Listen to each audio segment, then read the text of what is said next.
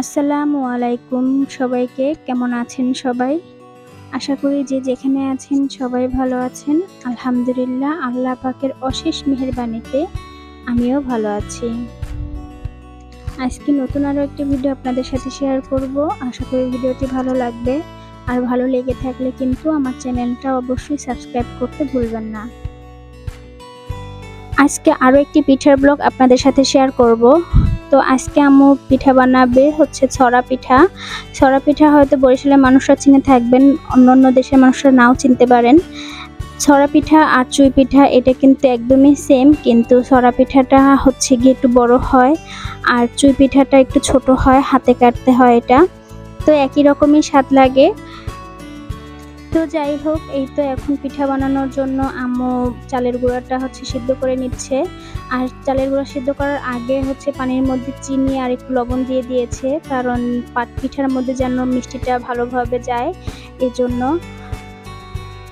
তো আম্মুর কাছে আসার পরে 2 দিন 1 দিন পর পরই পিঠা খাওয়া হয়, কারণ আমার অনেক বছর পিঠা সেরকম খাওয়া হয়নি। বিয়ের পরে থেকে পিঠা সেরকম খাওয়া হয়নি, তাই আর কি আম্মুর কাছে আসার পরে বলেছি যে তুমি 2 দিন 3 দিন পর পর আমাকে পিঠা বানিয়ে খাওয়াবে, যে যখন যেরকম পারো আমাকে বানিয়ে খাওয়াবে। তো আম্মুর সাধ্যমতো চেষ্টা করেছে যে আমাকে খাওয়ানোর জন্য। তাছাড়া তিহান তুবাও আছে, ওরাও তো নাতিদের তো একটু খাওয়াতে ইচ্ছে করেই। তো সেটার জন্যই আর কি আম্মু যখন যেরকম পারে সেটাই আমাদেরকে বানিয়ে খাওয়ায়। তো এখন এই যে আটাটা সিদ্ধ হয়ে গিয়েছে, আর এটা এখন ঠান্ডা করার জন্য এই যে ছেনির মধ্যে ঢেলে নিয়েছে। আর এখন এটা পুতা দিয়ে যেহেতু এটা গরম, হাত দিয়ে মাখা যাবে না, পুতা দিয়ে একটু করে নিচ্ছে, যাতে ঠান্ডাটাও কমে যায় আর গিয়ে হাত দিয়ে যেন পরে মতে নিতে পারে। এই যে দলা দলা এগুলো আছে, ওগুলো পুঁতো দিয়ে ভেঙে নিচ্ছে। আর এখন এটা হাত দিয়ে ডলে ডলে গিয়ে চাকা চাকা করে রেখে দিচ্ছে। পরে গিয়ে একবারে ভালো একটা ফিনিশিং করে তারপরে পিঠা বানাবে।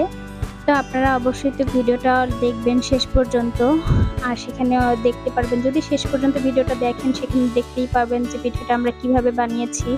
আসলে আমি বানাইনি, আম্মু বানায়। আমি গিয়ে অল্প স্বল্প করে গিয়ে একটু লাস্টের দিকে আম্মুকে হেল্প করেছিলাম।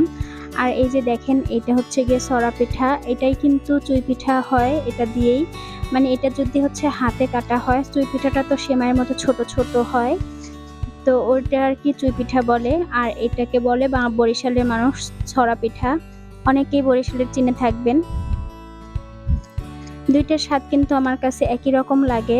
দুইটাতেই গিয়ে দুধ, নারিকেল, চিনি এটা এরকম এগুলো দিয়ে বানায়, আবার গুড় দিয়েও কিন্তু বানানো যায়। তো এই যে দেখেন, কথা বলতে বলতে কিন্তু আম্মু অনেকগুলা পিঠা বানিয়ে ফেলেছে। আর দুইটা শেপ দিয়েছে, একটা একটু গোল গোল করে চ্যাপ্টা করে নিয়েছে, আর একটা লম্বা লম্বা রেখেছে, যেহেতু বাবুরা খাবে, তিহান তুবা খাবে, আয়ান খাবে, এর জন্য আর কি। আর দেখতেও ভালো লাগছে। তো এখন আমি একটু বানাচ্ছি, আমি একটু হাতে নিলাম, বানানোর চেষ্টা করছি। আমি সেরকম ভাবে পারি না, আমি শুধু গোল গোল বানিয়ে রেখেছি কিছু পিঠা, আবার কিছু পিঠা লম্বা করেছি, কিন্তু সেটা ভালো হয় নাই, হয়তো এদিক দিয়ে এক পাশ গিয়ে চিকন বেশি আর এক পাশ বেশি মোটা এরকম হয়েছে। তো চেষ্টা করলে হবে ইনশাল্লাহ। আমি গিয়ে এর আগে একটু পিঠা বানিয়েছিল চুই পিঠা, সেখানে আমি চেষ্টা করেছিলাম, হয়নি, কিন্তু আজকের এই পিঠাটা আমার মোটামুটি হয়েছে। তো এই একে একে মা আমি বসে বসে পিঠাগুলো বানিয়ে নিচ্ছি। এই পিঠাটার মধ্যে নারিকেল দিলে বেশি মজা লাগে, কিন্তু আমরা নারিকেল দিতে পারিনি, কারণ আমাদের বাসাতে নারিকেল ছিল না। আর গিয়ে বাজার থেকেও আনা হয়নি নারিকেল, কারণ নারিকেল যে পরিমাণ দাম, সেটা গিয়ে মানে ছোট্ট একটা নারিকেলের দামই অনেক বেশি, যার কারণে কেনা হয় না। তো বললাম আম্মুকে যে তুমি নারিকেল ছাড়াই বানাও। আম্মু বলেছিল নারিকেল আনার জন্য, কিন্তু আমি বলছি নারিকেলের দরকার নেই, তুমি এমনিতেই বানাও, দুধের ভিতরে চিনি দিয়ে এমনিতেই গিয়ে নর্মাল ভাবে বানাও, সেটাই ভালো লাগবে। তো আম্মু সেটাই আর কি করলো, কারণ সব সময় তো আর ইচ্ছা করলে সবকিছু কেনাও যায় না, খাওয়াও যায় না। তাই সাধ্যের মধ্যে যতটুকু পারা যায় ততটুকুই খাওয়া ভালো। তো আর কি এই পিঠাগুলো বানিয়ে নিচ্ছি, বানিয়ে সব কিছু বানিয়ে নিলাম। সবগুলো পিঠাই বানানো শেষের দিকে একদম। আর আমি এখন বসে বসে বানাচ্ছি, আর আম্মু হচ্ছে গিয়েছে দুধটা জ্বালানোর জন্য। দুধের ভিতরে হচ্ছে গিয়ে চিনি, তারপরে দারচিনি, এলাচ এগুলো দিয়ে দুধটা জ্বালাবে, তার মধ্যে পিঠাগুলো হচ্ছে ছেড়ে দিবে।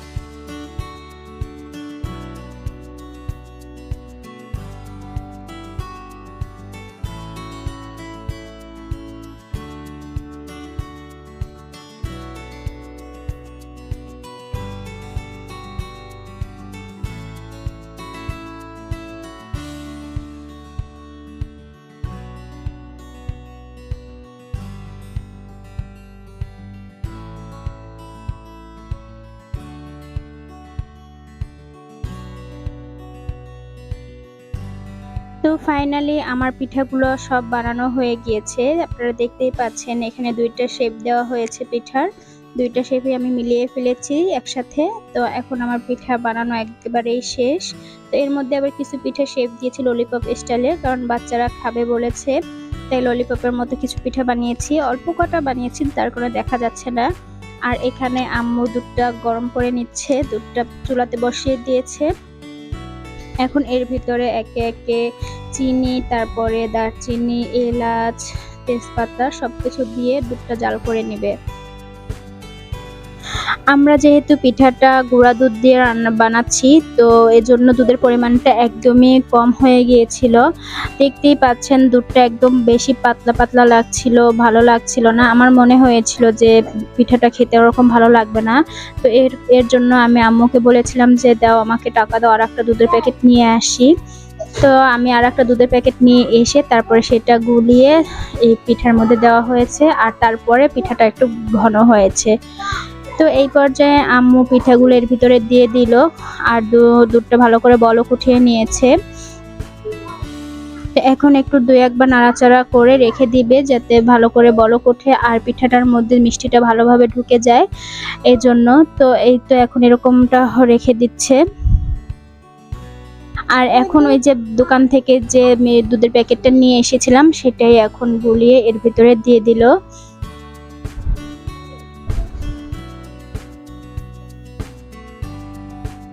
আসলে দুধের যে পিঠাগুলো আছে ওগুলোতে দুধ মিষ্টি ভালোভাবে না হলে না মজা লাগে না, খেতে ইচ্ছে করে না বা স্বাদও হয় না ওরকম। তো যার কারণে দুধ, মিষ্টি, চিনি এগুলো সব কিছু একসাথে ভালোভাবে সমান সমান করে দিলে সব পিঠাই ভালো লাগে, মজা লাগে। বিশেষ করে তো এই পিঠাগুলোতে তো মিষ্টি আর হচ্ছে দুধের পরিমাণটা একটু বেশি দিতে হয়, কারণ এই পিঠাগুলো অনেক মজার। আর এই পিঠাগুলো কিন্তু শীতের পিঠা, শীতের দিন সামনে আসতেছে, তো তার আগেই আমরা একটু বানিয়ে খেয়ে নিলাম। আর এটা হচ্ছে আমাদের পিঠার ফাইনাল লুক। পিঠাটা প্রপারলি হয়ে গিয়েছে। আর এখন আয়ান আর তুবাকে খেতে দিয়েছে। তিহান এই সময় ঘুমিয়ে গিয়েছিল, যার কারণে তিহান আর খেতে পারে নাই, তিহানকে খেতে দেওয়া হয়নি। তো তুবা আর আয়ান বসে বসে খাচ্ছে। আয়ানকে জিজ্ঞাসা করলাম কেমন হয়েছে, আয়ান বলল হ্যাঁ ভালো হয়েছে। আসলে ওদের কাছ থেকেই জানাটা হচ্ছে গিয়ে সব থেকে বড় বিষয়, যে ওরা তো বাচ্চা মানুষ, ওরা তো আর মিথ্যা বলবে না, বা ওরা তো আর মানে কোনটা ভালো হয়েছে কোনটা খারাপ হয়েছে ওরা তো আর লুকাবে না।